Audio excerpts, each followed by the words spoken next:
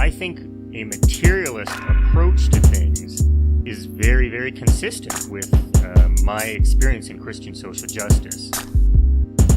I feel like the deeper I get into anarchist practice, the deeper my faith is getting at the same time. I would hope that, securing means of life for all would be something all people of faith would say, oh yes, that's at the basis of what we choose and believe.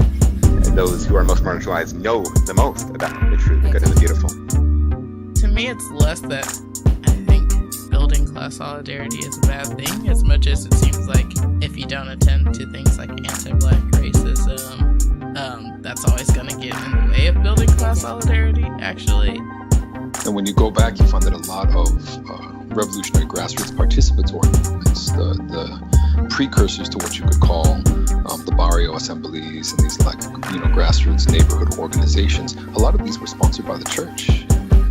What does it mean to say that the Christian tradition is internally contradictory and there are antagonisms there and you're always being faithful to some aspects and betraying other aspects? Welcome to the Magnificast, a podcast about Christianity and leftist politics. I'm Matt Bernico, and I teach media studies at Greenville University in Greenville, Illinois. I'm Dean Detloff. I'm a PhD student at the Institute for Christian Studies in Toronto. This week we have a pretty cool episode. We're not promoting anyone's book, but we're just going to talk to Derek Ford again about some research we did on Christians in the DPRK. You can catch that interview in a few minutes, but first we have some things to do, some housekeeping, if you will. Gotta keep that house. Gotta keep that house nice and clean, I guess. Or maybe dirty. I don't know which one. Well, today is July 5th, and you're listening to this probably not on July... Well, you're definitely not listening to it on July 5th.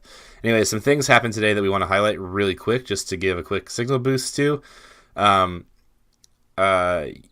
friends over at the Friendly Fire Collective in Philadelphia had quite the day. I don't know if you saw it on Twitter. You probably did, because you probably can't miss it. But there was a big Occupy ICE thing in Philadelphia, and ICE was indeed occupied for like 2 days. Is that right, Dean? I think so. 2 or 3, something like that. They had an encampment and everything. Right. It was significant. And a lot of people were there. PSL was there. A bunch of DSA people were there. All the people. Friendly Fire was there too, though, and that was pretty cool. Haesung was tweeting about kind of their actions there. They did sort of an exorcism of ICE, which is pretty good. Yeah, I love that. I like that a lot. They, did prayer stuff and all kinds of that good Christian leftist stuff that you can expect from them. They also, they helped to organize it, which I think is important to mention too. It wouldn't have happened without them, so kudos to them. Yeah, for sure. I think I first sort of caught a glimpse of what was happening over there when Haesung was sort of frantically tweeting for other Christians to come and stand there with them. Yeah. He had a lot of pretty impassioned tweets that I thought were good. From the encampment, Haesung tweets, "This is literally why Jesus died, for the liberation of the people. Our religion is built on the blood of martyrs. Liberation looks like something, and it has a cost. If your, Philly, in this case, churches aren't here, your churches aren't following Jesus. Hashtag Occupy ICE PHL," which is strongly worded, but I think pretty good. I mean, I think that's important that Christians, progressive Christians especially, talk a big game about ICE, but maybe they should have showed up a little bit more. I mean, maybe they did, but maybe more of them should have came, it seems kind of crazy that every single Christian in the entire city, wasn't there, but kind of an interesting thing. My favorite tweet from Haesung from the day, though, is a picture of a blown-up pool toy unicorn, and the tweet says, "This blow-up unicorn is bolder and more useful to the occupation than the so-called progressive Christians of Philly." Shots fired. Pretty good. Yeah, it's really good for a lot of reasons. Yeah, I think so. We should also mention a number of members of the Friendly Fire Collective got arrested, and there's some pretty powerful images and just reflections and realities, I think, that come out of that, which are pretty troubling. There's one photo that came out of one of them being arrested holding a rosary, and Haesung mentioned later that the cops crushed it, and I don't know, there's a real kind of, the cops don't care about your devotions. I think that's really important to kind of keep on mentioning for Christians who are, I don't know, always holding things like praying or like especially praying the rosary in like traditionalist Catholic settings. Like, it's important to keep reminding them that like cops aren't going to defend that right. Yeah, that's right. So I guess just keep an eye on our Twitter, and we'll announce it, I guess, when it comes. But we're going to try to make sure we help these folks materially in some way. So just keep an eye and ear out for that kind of thing. Yeah, I know there's a Venmo that Haesung has been tweeting out, so maybe find that, and we'll try to find if there are any other efforts. There's like legal and medical bills for sure, so we'll figure that out. Well, before we just move right on to Derek, even though we should, we do have a few iTunes reviews, and we haven't been reading them the last few weeks, so we saved them up, we hid them under a bushel, and now it's time to let those iTunes reviews shine. Hide them under a bushel? No. No. Don't let Satan blow these out. Okay. All right, so we have a few that are pretty cool. Anyways, the first one is called Good Transitions, 5 to 5 stars. Not expecting to see that, but there it is. Yeah, Anyways, it's weird to just like lie right off the bat, but I appreciate it. Yeah, it is nice. This user writes, so I've been a dedicated listener to this podcast for basically a year. It's followed me through almost the whole podcast. Yeah, that's basically all of it. It's followed me through political transitions as I, quote, quote, radicalized, quote, quote, and became active in political work. It's followed me through religious transitions from my Catholicism to Episcopalianism. Though all these transitions, I can usually count on good, casual, yet serious lefty Christian content to both affirm and challenge what it means to be a lefty Christian every Friday.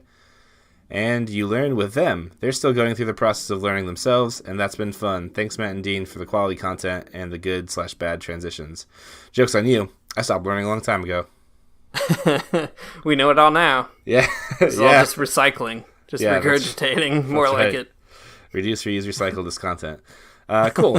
Thank you for those nice words. And we just trying really hard to get those transitions right. Okay, another user writes, the best show, 5 to 5 stars. Hey, y'all, want to listen to the best show on iTunes? Well, this probably isn't it. But it's the best one I listen to. You guys are awesome. You've really helped me to shape in my head what it means to be a Christian and a leftist. I would like to hear some more theology talk from you guys, even though you've said you aren't qualified. Just keep up the good work, comrades. Okay, here's some quick theology talk. Man, isn't consubstantiation weird? Yeah, isn't it weird that there's 3 people, but they're one person, or 3 persons, but they're one people? Hey, Dean, do you think that Jesus proceeds from the Father? Well, the last shall be first, and the first shall be last, so it really kind of depends which one you mention first. Yeah, okay, good. Good. Never taken that one into consideration. All right, great. Theology talk, done. Great. Another user writes, it's late, 5 to 5 stars. That's cool. And this person just writes, you guys are great. Thanks. You too. Just listening to it late at night. That's nice. Yeah. Okay, cool. And then we have one more. This one's called I'm Not Even a Christian, but I love this, 5 to 5 stars. That's cool. I mean, I find that really hard to believe, but I mean, I don't know. That's fine. That's good. I mean, you don't have to be a Christian to love this podcast. It just seems like crazy, but whatever. Yeah, I can get behind it. I appreciate it. Yeah, I appreciate it. I just have a hard time conceptualizing it. Yeah, I hear you. This user writes, I really enjoy this podcast. I came into the Magnificast through their interview with George Chikoreo-Maher, which is now my favorite podcast episode of all time. That's pretty high praise. Both the hosts are so knowledgeable and easy to listen to that each episode goes by really quickly for me. I always feel like I'm in on the conversation with them whilst learning so much. I'm not a Christian, but this podcast has definitely given me a new view, respective for Christianity, and the role it has through the lens of communism, as well as the role it could play. Such unique insight into the subjects touched on. Keep up the good work. I enjoy listening to each episode. That's really nice and cool. I mean, I feel like churches should be paying us to do this, you know? Like, we're bringing all these people who are not Christians kind of, like, in a little bit. It's true. Really doing the work for them. Yeah. Where's that tithe money? Where's that tithe money? We're seeker sensitive over here. I guess the Patreon is kind of like our tithe. That's true. So 10% of your income to Patreon. Yeah, but maybe actually give it to somewhere else that's good. Yeah, give it to Haesung. Yeah, give it to Haesung. Oh my god. If you give it to us, we're gonna like make more stickers. That is not the work of the Lord, I don't think. But it's not bad though. Yeah. How else are you gonna stick it to the libs? Oh my gosh. Yeah, Yeah, so good question. anyway, How will you do it? Well, we're going to do it this week by talking to Derek Ford, a real-life communist. He is a member of the Party for Socialism and Liberation, which is a Marxist-Leninist party. You can and should find out more about that on the internet, and also we've done a few episodes in the past with Derek, so I encourage you to do that. You can also slowly track Derek's spiritual journey over the course of his Magnificast appearances, leading to an exciting conclusion. So if you haven't listened to the past ones, spoiler alert, I guess, it's really going to be kind of a bummer when you have to go back, but great ending to that season, I think. All right, we'll throw it over to Derek.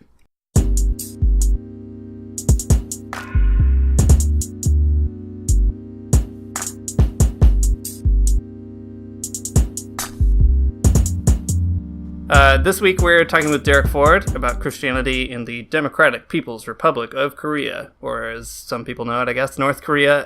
And we'll get into that in a minute. But first, Derek, what have you been up to? Well, let's see. It's July 5th. So Saturday, I was at the March for Families, I think it was called, here in Indianapolis with the Answer Coalition and the PSL. And then the next day we had a study group about imperialism where we discussed Lenin's book and several other, sort of related issues, talked about like how it helped us understand the dynamics of the march, how it could better help us understand and intervene in the crisis, the immigration crisis right now, by which I mean the crisis perpetuated by ICE and the government, not immigration crisis. And I'm also trying to move. So there's struggle in the political realm and in the personal realm. That sounds pretty busy. What have you all been up to? Been starting to prep for some of my classes next semester. That's about the most exciting thing I've been up to. So I've been reading a lot about sort of like the history of racist housing policies, and that's a pretty crazy subject. So just been hitting the books, not much else. What have you been doing, Dean? Well, I live in Canada and I'm an American, so on Canada Day on July 1st, everybody was talking about how good Canada is, and then on the 4th of July I watched the internet, all my friends talk about how good America is, and that was kind of weird, but I did go see the fireworks, and my cats were not happy about those all night, but yeah, I don't know. What are you going to do? Other than that, not too much. Going to church sometimes, going to meetings sometimes, reading books, trying to keep up. But yeah, pretty chilled out last couple weeks. Oh, yeah. I did want to say that this is my first time being on the Magnificast where I'm actually going to a church now. Oh, dang. Nice. How's that been? It's great. It's a Methodist church here in Indiana, and we really like the Reverend, and we really like the community, and we're really happy there. That's pretty nice. Yeah, that's so cool. It's kind of cool that we have we have some receipts here of you not going to church, thinking about going to church, and then starting to go, and now you're going. So we got it all. That's true. You can see that I follow through. Yeah, that's right. Right. I want. Yeah, that's awesome. Long history also of good communist Methodists. I was just reading about this guy in Canada, Albert Edward Smith is his name, at like the early 20th century. He was a Methodist pastor who set up all these like workers' churches and then eventually joined the Communist Party of Canada as a Christian because he felt like that was like a good extension of his pastoral ministry. So there you go. Good long tradition. Nice. So you are the most recurring guest on the show, Derek, but we actually haven't had you on in kind of like a while. So I guess for people who may have started listening more recently or don't know who you are you? How would you introduce yourself? Well, I guess in this context, I am an assistant professor of education studies at DePauw University, where I teach classes in philosophy and history of education. And I'm interested in basically how educational philosophy and educational understandings can help us better understand social movements and reimagine and sort of reconfigure the way that we exist in the world. And then related to that is my work as a anti-war activist with the Answer Coalition. And so it's through that work that I've been to Korea and been engaged in the struggle in Korea. And I also have 2 dogs. One is named Felix. One is named Otis. Otis is new. We adopted him in February, and Otis takes up a lot of time right now in my life, but I love him. Felix and Otis good. is a good band name. True. Neat. Well, the point of having you on here is for you to give us some of your insight about your anti-war stuff and also the experiences you've had in the DPRK. So we'll get to the essays that we read in a little bit, but maybe we can just start it off talking about your experience. Derek, you visited the DPRK and also the ROK, just all of Korea, actually. You've been there. Can you give us like a snapshot of what your involvement was in Korea, what made you want to go, and what has your work there been like? Yeah, so the Answer Coalition has, since its inception in 2001, been involved in the struggle for peace in Korea, which really means an end to the Korean War that the United States started in June of 1950, and even before those who were the founders of the Answer Coalition, before the Answer Coalition existed, had even more, even longer ties to the Korean struggle. And so in 2016, I went as a representative of the Answer Coalition to the 6th International Annual Korean Forum, which was sponsored by a group which was the Movement for Independent Reunification and Democracy in Korea. It was composed of former members of the Unified Progressive Party, which was disbanded by the Park Geun-hye government, a very reactionary government that was still ruling South Korea in 2016 when I was there. So I went for this conference and I met a lot of peace activists, labor organizers, social activists of all stripes, and conversed with them for a week, participated in actions, demonstrations, meetings.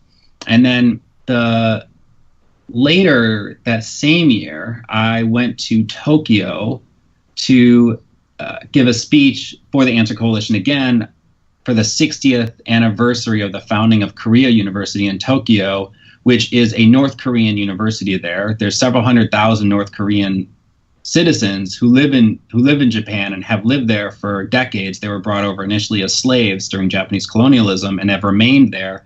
And after the founding of North Korea, the North Korean government sent money over to establish a series of cultural and educational and other kinds of institutions to rebuild the Korean identity and preserve it there, including actually I visited a North Korean Buddhist monastery while I was there.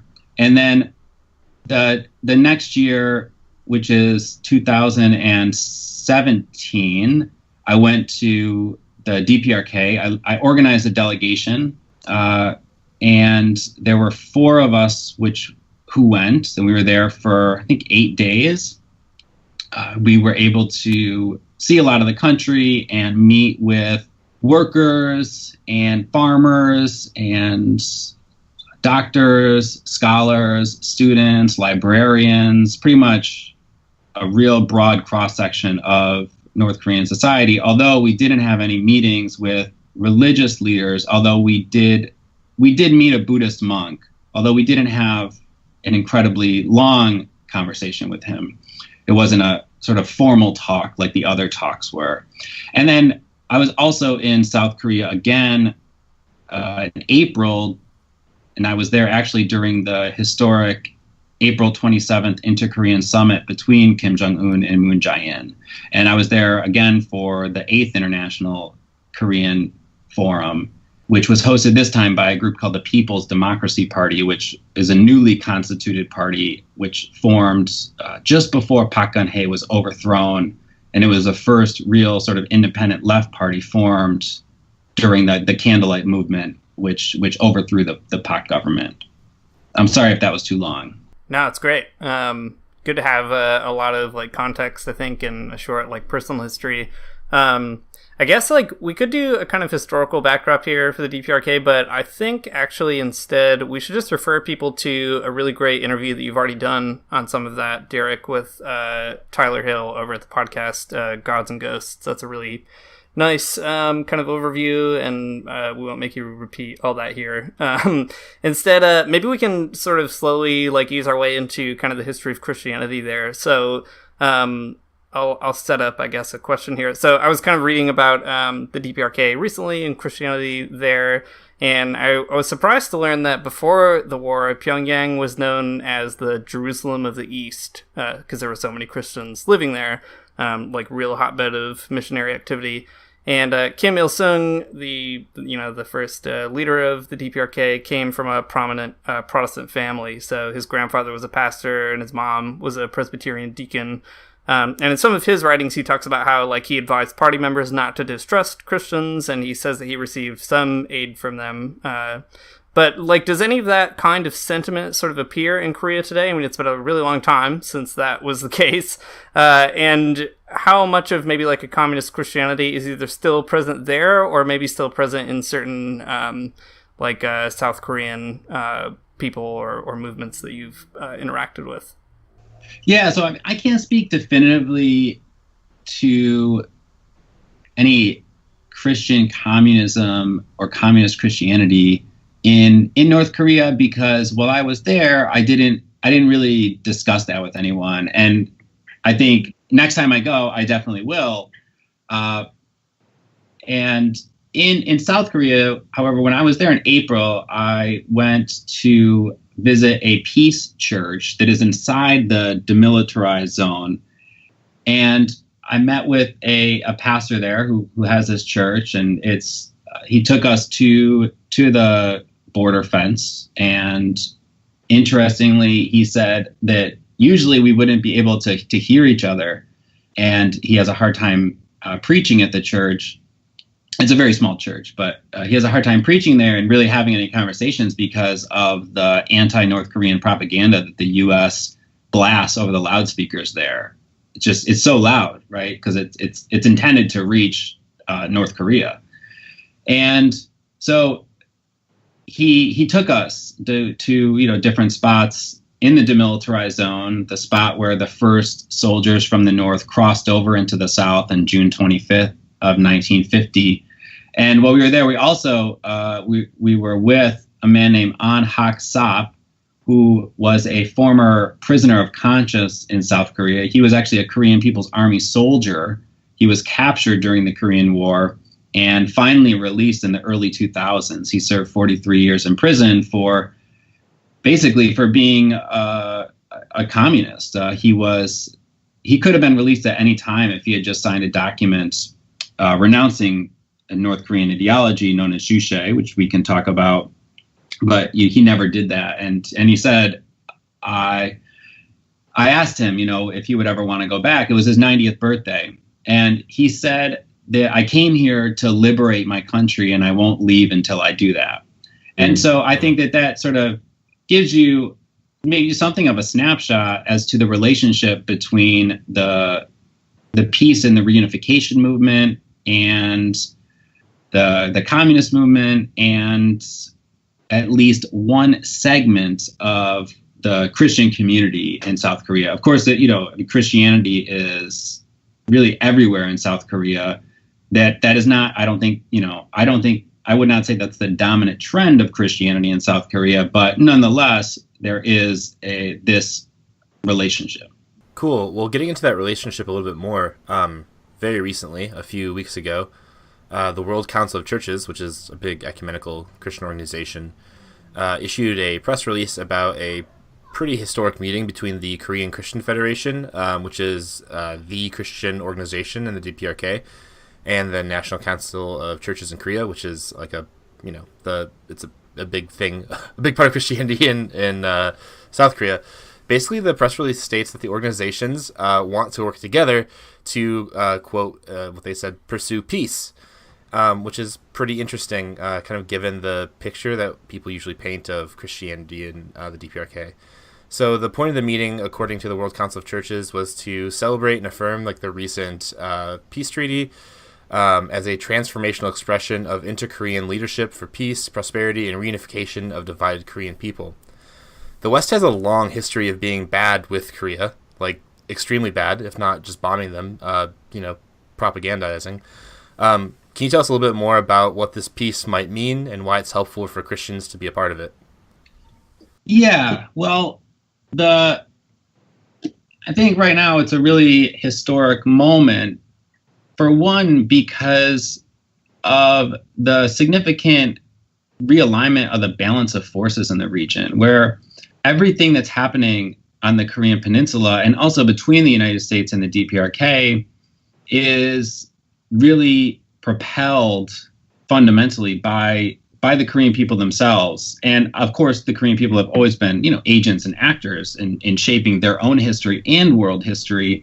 It's a sort of new development that really they would be able to force the United States into some sort of dialogue against not only the wishes of basically against the wishes of everyone in the U.S. except for a really small segment of the ruling establishment, right? I mean, all the mainstream Democrats are lined up against it. All the newspapers are, went into overdrive to denounce it. It's not ending. All the military intelligence, officials who are always anonymous, are leaking things to sort of denigrate the peace talks and so on and so forth. But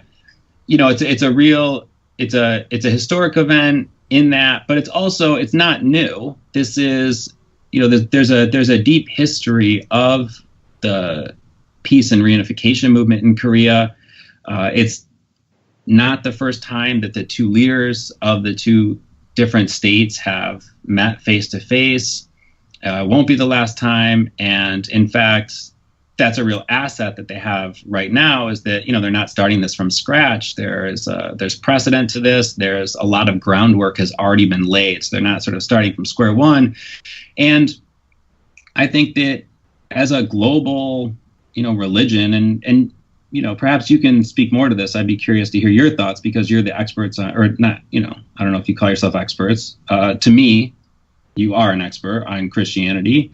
And you know a lot more than I do, but it seems that as a sort of global religious phenomenon that is interested in various ways in peace and justice, that a movement like that or a phenomenon or a grouping like that would be really key to this conflict, which is definitely not relegated to the Korean Peninsula, but is, truly global in shape. Yeah, I mean, it does seem kind of like, it seems like it would be a non-controversial statement to say that, like, Christians who follow a guy who says that he's the Prince of Peace, like, would want peace. Like, it seems like that would be non-controversial, but it is weird that, I mean, the United States, for example, is a, majority Christian nation and also a, primary aggressor in that relationship. And so is the Christianity that it exports to places like, the Republic of Korea and elsewhere in the world, right? Which I think is one kind of interesting thing we've tracked on this podcast before is, in many cases, communist states, I think, have been way, way too quick and too unnuanced in their disciplining of Christianity. But at the same time, you can understand why, right? Because Christianity is, ironically and paradoxically, the language of imperialism in many cases. But I think it's really important to kind of emphasize that, Christians are a part of this peace movement. There are even lots of people I know in South Korea who, like members of church hierarchies who've been speaking about the importance of peace. Like a lot of Catholic bishops are talking about how it's like a really good thing and etc. So yeah, it's weird that Christians, especially in the US, are, I think, a little more, their opinions are more determined by their nationality than their religious participation or something. Interesting. Yeah. So maybe we could kind of transition though to working a little bit through seeing the unique character of what Christianity is like in the DPRK. Because it's really hard to find like good resources on life there, and I think that's one reason I've been happy to follow some of the stuff that you've tweeted and written about, Derek. And Christianity is especially difficult because it's a very minor religion in the DPRK now for a number of reasons. But we did find a couple of really great articles by a Korean scholar, Dae Young Ryu. I don't know if I'm pronouncing that right, but if we're not, you can write us. So one's from 2006 called Fresh Wineskins for New Wine, A New Perspective on North Korean Christianity, which was published in the Journal of Church and State. And the other is from 2007 called Religion, Politics, and Church Construction in North Korea, published in Theology Today. So did anything really stick out to you after having visited the country, Derek? Maybe like reading some of these more scholarly narratives and kind of seeing how that links up with, your travels and visits there? Yeah, I want to thank you for sharing them with me, encouraging me to read them. And I really think that it would be great. I know that at least one of you, or perhaps through the Magnificast Twitter, has shared at least one of these. But I would definitely encourage people to read these because they're really good sort of overviews, I think, really helpful for clarifying the different approaches that scholars have taken to the study of Christianity and the presence of it in the DPRK and the sort of reasons for its ebbs and flows. One thing I didn't mention that I should is when I filled out my visa application to the DPRK, I had to agree to not bring two things into the country. One of those things was pornography, and the other thing was a Bible. Those are the two restrictions on what I couldn't bring into the country. And so there definitely is a suspicion of those who would sort of proselytize to the country, foreigners who would specifically, right? And one of the recent political prisoners who was released was imprisoned for really provocatively leaving a Bible at a nightclub in North Korea, basically sort of asking to be arrested to raise the issue of I don't know what, I guess, how you can't leave Bibles in nightclubs there, which apparently is a big issue. But in any case, I think that, on one hand, you could hear that fact and you could say, oh, well, that's because they hate Christianity or whatever. I think a lot of it has to do with the national character of the country and their overarching philosophy, which is Juche, which is translated most often as like self-determination or self-reliance, is also translated as subjecthood. So in other words, sort of being the master of one's own destiny.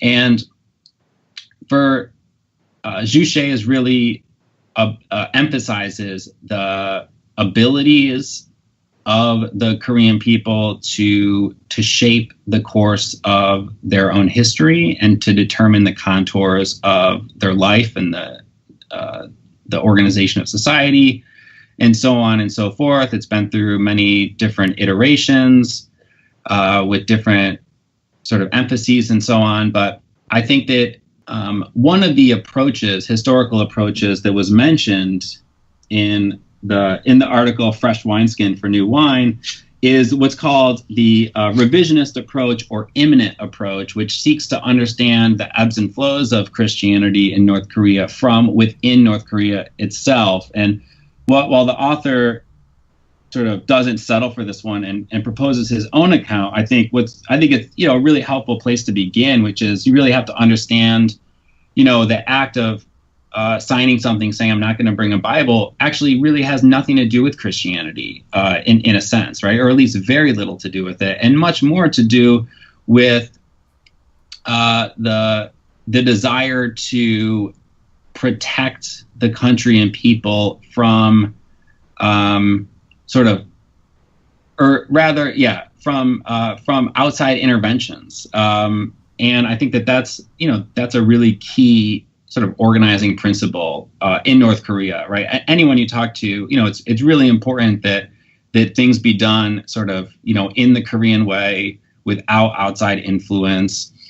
And so I appreciated that about the scholarship, was it, is really trying to understand Christianity, North Korean Christianity, as North Korean Christianity, and not as like a global Christianity that then goes into North Korea.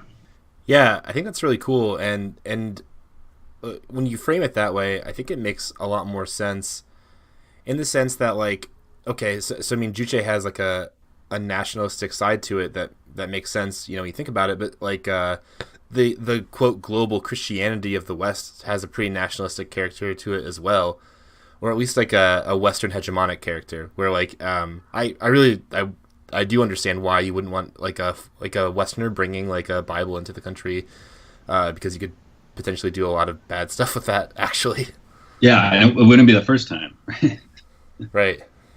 Yeah, and another thing they say in the article that Ryu says is like there are Korean Bibles in the DPRK already, so in that sense it also kind of makes sense.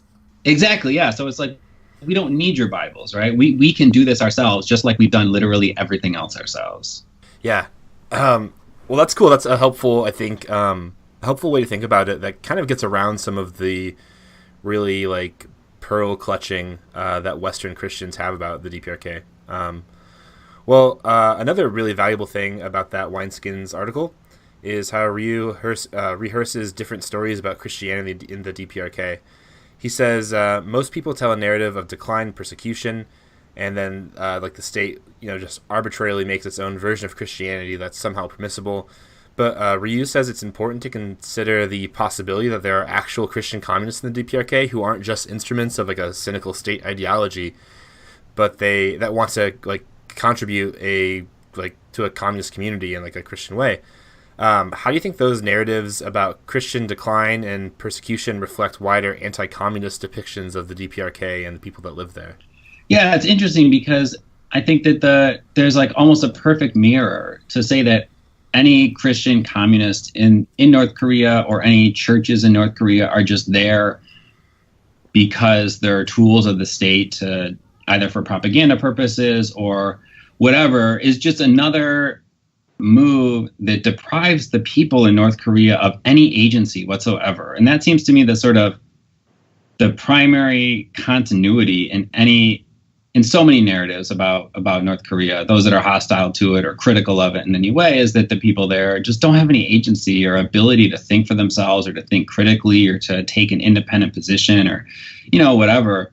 And so I appreciated the critique of these narratives. And so, for those who haven't read the article, in general, the sort of narrative flows like this: that, as Dean said earlier, at one point Korea was the Jerusalem of the East, or the Jerusalem of the Orient. Yeah. And there were I think 1,400 churches there. There were 70 churches alone in Pyongyang. And then when the Korean, after when the division of Korea happened and the North became socialist, that it was really eradicated. And then there was sort of some remnants that were left and that sort of organized, and then and then the DPRK sort of took advantage of those for its own nefarious purposes in the 1970s and 1980s. And that's sort of like I think, correct, what do you think? Is that sort of a fair reading of the traditional perspective in the remnant model? Yeah, I think so. Yeah. Okay.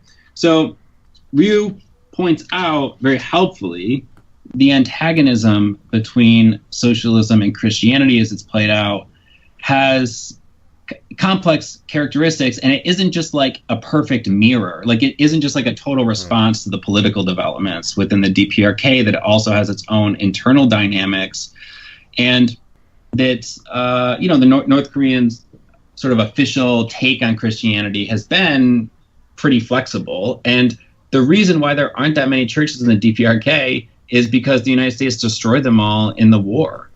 There wasn't a single building left standing that was more than one story, and there weren't any churches left. So they bombed all the churches. So really, if you want to blame the lack of Christianity in North Korea on anyone, it would have to be the United States and the United States military.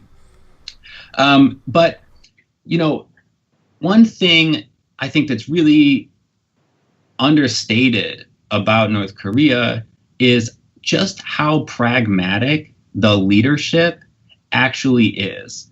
It's true that ideology is incredibly important in North Korea, and everyone is schooled in ideology and whatnot. But if you look at like the history of North Korean relations with any country, they're incredibly pragmatic, and that's how they were able to rebuild the country after the war without becoming subservient to either the Soviet Union or the People's Republic of China, which almost all other socialist states were.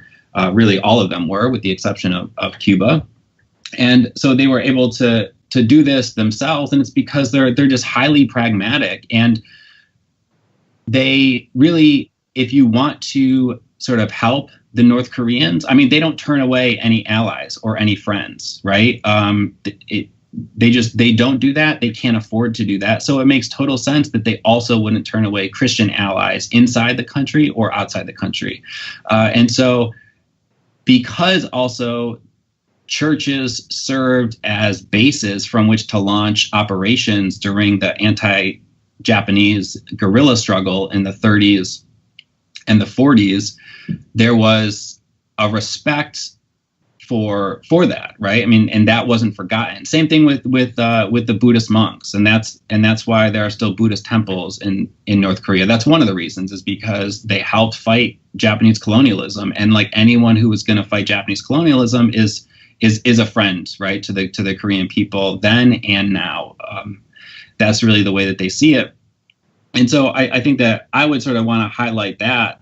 And I think that this is one instance of that pragmatism. Like, yeah, I guess that if you, obviously there's different ways, and we've talked about this before, and you've talked about it much more in depth in other shows, right? About, of reading Marxism and Marxism and Leninism and Kim Il-sungism and the beliefs about religion and about Christianity in particular. But I think really what's more important is the practical implications of a particular manifestation of something, as opposed to a broad sweeping statement that is operational for now and all of eternity. Yeah, for sure. I think that's a really helpful reminder too, right? That there's something about Christianity that is reasonably dangerous to these kinds of communist projects that we've been talking about. But there's also something that's like, it can really be a blessing to its country, or to its neighbors, put maybe in a more Christian language, provided that they actually want to do that, right? And I think it's really great that this article and Scholar really challenges all of that. Maybe we could talk a little bit about the church construction article, because we haven't gotten to that yet. This article is so fascinating because the other one is maybe like a kind of media critique or historical critique. So it says here's a couple narratives about Korean Christianity, and here's a different one, right, that assumes that maybe there are Christian communists who want to be that way, right, and the state welcomes them as friends, as you were just saying. But the church construction article is fascinating because it also talks about the politics around building churches in the DPRK. And it talks about how that they play a political and a religious role. So the article says that the churches were mostly built because of outside pressure from people visiting the DPRK asking why there weren't churches. But the government said to those people that there weren't churches, as you said earlier, Derek, because America destroyed them all. And people were accustomed to meeting in house churches. So the state was kind of like, well, this is how Christians choose to worship now. Why should we do that? But the state did end up building churches anyway. And when they did that, though, they welcomed believers in the country, and then they also sent state agents to monitor the situation. So you get this kind of like, on the one hand openness, and on the other hand suspicion, because Christianity is it's a link to the rest of the world, for better and worse, for aid and for ideological sort of subversion, I guess. So how can we think about like the complexities of kind of being open to and suspicious of that open Christian worship in a place like the DPRK? Yeah, I'm glad you're bringing up the question of the construction of churches. I think it's so interesting that, like, the story that you just told about this, where like outside people are like, well, Christianity looks like churches, and so therefore, if you don't have a church, you don't have Christianity, and they're like, well, that's just like not our reality. And, according to Ryu, that this is a primary reason why they actually built churches, that there wasn't this internal demand for it. It was really in response to outside pressure, because this is what Christianity is supposed to look like. And it's like, that's such a really a mapping on to this question of the broader approach to North Korea, which is like, humanity looks like X, Y, or Z. You don't look like X, Y, or Z. Or really any kind of humanism or imperialism. So therefore, right, you're not human or you're not Christian. And so then once the churches were built, right, as you noted, there was sort of suspicion towards them, because the state is acknowledging like that they're doing something in response to outside pressure. So they're going to, just like they're going to be really critical of me if I bring a Bible into their country, they're going to be critical of even themselves for doing something in response to outside pressure. So I think part of it is almost like a self-policing. It's not policing the people who are actually in the church so much as like policing their own decisions, which really, it was, I mean, they built these churches in consultation with the church associations there, but it wasn't, as we said, a grassroots demand that they were responding to. It was actually totally top down. So I think that's one way that I would sort of approach it. And the other thing is that it does seem to me that there is, while the North Koreans are pragmatic, there is a tension here between the worship of God and the loyalty and allegiance to the socialist project in North Korea. Because, I mean, obviously I don't know if it's obvious, that actually it's totally not obvious, although I wish it was. There's so much racist demonization and caricaturing of the leadership and the relationship between the leaders and the people in North Korea. And I don't want to feed into that at all, because there's real reasons for, one, because we should understand what it actually is, and also we should understand the historical and material reasons for that relationship. But it is nonetheless true that the leadership and the party are viewed almost like I wish I could, maybe it's the leadership and the party and the army or something like that. That's the Holy Trinity in North Korea. They're each sort of manifestations of Juche, or of socialists, the path towards socialist construction in North Korea. Where the leadership really is seen. People don't pray to the leadership or think that they're gods. But there is a profound respect for them in a way that's unique. It's consistent with other, Eastern and Asian and actually other societies where there's like a respect for elders, or, this kind of like bowing and so on and so forth. But, it is a little bit more, it's different. I won't say it's necessarily more extreme, but it's definitely different than that. So, I do think that there is probably a concern that there could be mixed loyalties between loyalty to God, or probably more dangerously, not loyalty to God, but loyalty to the church, and the church as a distinct entity from the leadership or the party. But I guess a final point is that especially with Kim Jong-un's leadership, there's a real openness right now in North Korea towards the world and towards things that are new and different. When Kim came to leadership, he really wanted to increase tourism. He wanted to get more North Koreans traveling to other countries.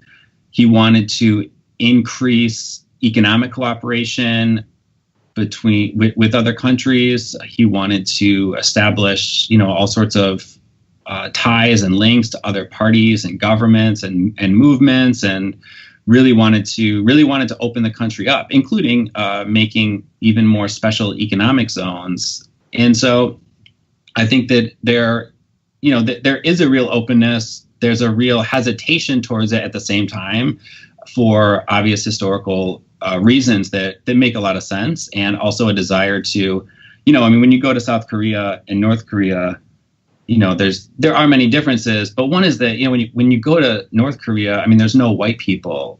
There's no white people walking on the street, really, and except for like me when I was there, and my friends, and there's no white people like on TV or on billboards, and nobody's trying to be white or trying to be American. When you go to South Korea, there's white people everywhere, and not just actual like bodies on the street, which oftentimes are military bodies, but there's so much Western culture, and there's so many Western advertisements, and it's so Westernized. So there's also just a real desire to keep Korea Korean. And because South Korea isn't as Korean as North Korea, it's even more important that North Korea keep that cultural integrity. Yeah, I guess it is kind of weird to think about Christianity involved in those kinds of nationalist projects, because there is a real suspicion toward idolatry, all that kind of stuff that would probably be easily mapped on something like that. Actually, Matt and I were looking at, there's this kind of conservative evangelical group called Voice of the Martyrs, and they try to track persecution of Christians around the world, but it's a very Western kind of thing. And I found a Voice of the Martyrs for the DPRK, and what's funny is they actually come up with a kind of similar mapping of Shuche ideology onto the Trinity as you just rehearsed, Derek. So even the reactionaries think so, I guess. But yeah, maybe there's something there. Something there as a kind of a fundamental tension between Christianity and those kinds of expressions of devotion or something. I don't know. What do you think, Matt? Yeah, I think so. Sorry, I don't know. I'm just trying to think through the whole project. I guess it just it is just really difficult kind of to sort through this, because Western media does play such a huge role in, I guess, just the way I think of the DPRK. So just trying to sort out what's actually true and how to think about this is, I think, a real difficult project. At least for me right now. Yeah, we should just ask some Christians in the DPRK, I guess. Yeah, really. If only the United States would allow us to go there right now. I'm sure that as soon as the travel ban is lifted, we should organize a delegation to go of socialist Christians or socialists who are interested in Christianity in the DPRK, and I'm sure that they would accommodate that. Yeah, I think it's actually really important to strengthen this dialogue, and I guess the World Council of Churches thing really sticks out to me as being something important for Christianity, or at least something that Christians in the West should pay attention to, because Derek, like you said, the thing about you can't bring a Bible into the DPRK is such a an overblown thing, and I think the Christian church in the West, I remember okay, this is a really absolutely wild thing, but I remember going to summer camp when I was in high school and grade school and some stuff, Christian summer camp, and they would play a game that was kind of capture the flag, but it was I don't remember what the name of it was, but the idea was that you were sneaking Bibles into North Korea. That was the idea. You'd run up and you'd put a Bible in a book before this guard saw you from the wall. So I guess it's such a mythological thing in Western Christianity, in the sense that like we even play games about it at summer camp, or at least some of us do. Maybe that's a thing that no one else has ever done. Tweet us, please. I guess. I don't know. Maybe this is my one weird summer camp, but I can't imagine that being true. But anyways, that's why this seems like so important to kind of like suss out these tensions between the DPRK and Christianity, because there's just like a lot of mythology and a lot of like ideology, I guess, that I have to fight through to even kind of like understand it at a really critical level. Yeah, and I mean, I do want to reiterate that I guess that the tension isn't between necessarily Christianity and Juche, but really between the church and Juche. And so I think that the question is really, what kind of church is it? Like, what kind of organized church is it? And that's why, like, that's another explanation as to why it was with the construction of formal churches that there was then this like state surveillance of them, because then it's this organized thing that could be used to like mount an opposition, and that could also be used to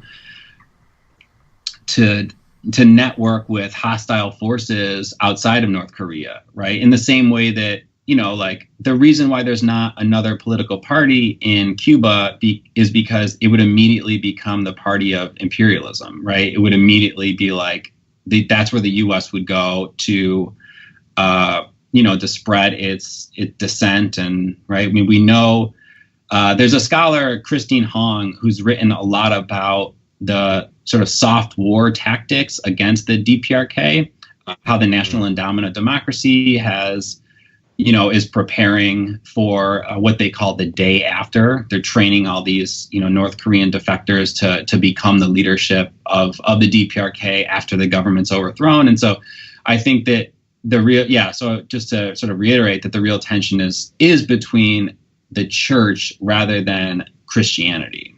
Yeah, I think it's really interesting to think about those kinds of dangers of international connection, but also the opportunities for them. Like, if Christians weren't knee-jerk anti-communists, they could actually like genuinely help other Christians and other people. Like I was thinking in that church construction article, there's this moment where they talk about the author talks about a noodle factory and bakery that was built in Pyongyang using funds from international Christians funneled into Christians in the DPRK. And then those Christians wanted to like build a public facility to like aid in food production in the DPRK. And that's so fascinating because like when money comes into many churches, for example, even in Western countries, it's often not even used to say make like a material contribution to your community, but it's used to say like be like a band-aid for certain problems in capitalism, right? So you build like a soup kitchen, or you build like you give money to, I don't know, like whatever number of humanitarian, like good humanitarian projects that are very important, but not actually addressing, the real like systemic issues. So it's fascinating that like these Christians in the DPRK got money from other Christians in other parts of the world, and they chose to spend that money in a way that they felt like would be like genuinely useful. And it's like, why don't Christians see that as like an opportunity to learn maybe about how Christians in a different, political situation think about like how to make material expressions of their faith or something? Interesting. So all that to say, I guess I think you're right. We should organize some kind of Christian solidarity delegation to the DPRK. There was a time that people doing that all the time in Cuba. Like there's a big seminary there, and lots of Christians went there to hang out with them, or like Allende's Chile and stuff. So yeah, I don't know. Give us a call. Well, in light of this entire conversation and everything that we've kind of laid out here, Derek, what can Christians do in the United States and Canada to kind of be in solidarity with the people and also the Christians of the DPRK? Yeah, I think, those of us in the United States have a real responsibility to fight for an end to the Korean War, which has been going on for 68 years, and the United States has refused to sign a peace treaty.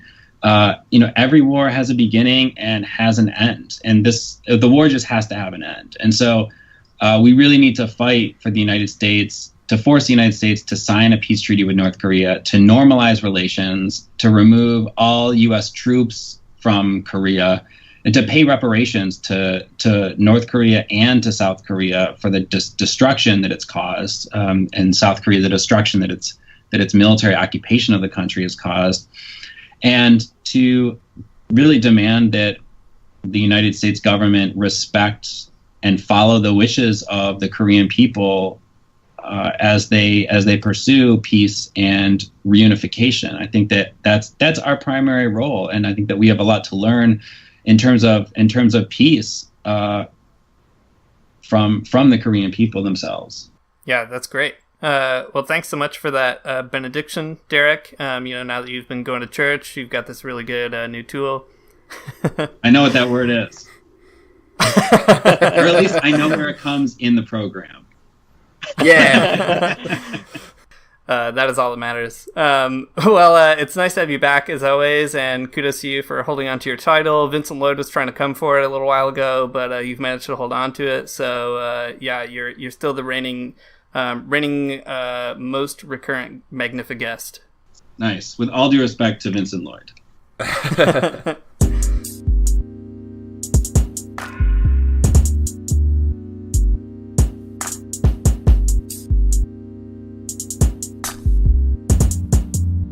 Thanks for listening to the Magnificast. Thanks so much, Derek, for coming on the show. Looking forward to hearing back later on, I guess, about the follow-up visit to the DPRK, checking out some churches. That'll be fun.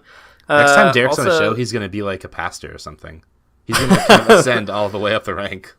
That's right. Archbishop Derek Ford, the first married bishop in the Catholic Church, really waiting for his papal call. So that'll be nice. And then Alex Jones will be right. There will be a pope that's finally just like Lenin. So can't wait for that. If you like what you heard at the podcast, you can support us at patreon.com/the Magnificast. Really thankful for everybody who's donated there. Update on that too. We recently did like a fundraising drive where we said we were going to send out some pins to folks who donated by a certain time. So those are coming in the fall. I'm pretty excited about that. You can also pick up some stickers and stuff like that if you're into that at redbubble.com/people/the Magnificast. If you want to get in touch with us, you can do that on the internet at Twitter at the Magnificast, on Facebook at the Magnificast, and you can email us at themagnificast@gmail.com. We'll see you next week, and as always, the music in the podcast is provided by Amoria Armstrong, and the outro will be The Illogical Spoon.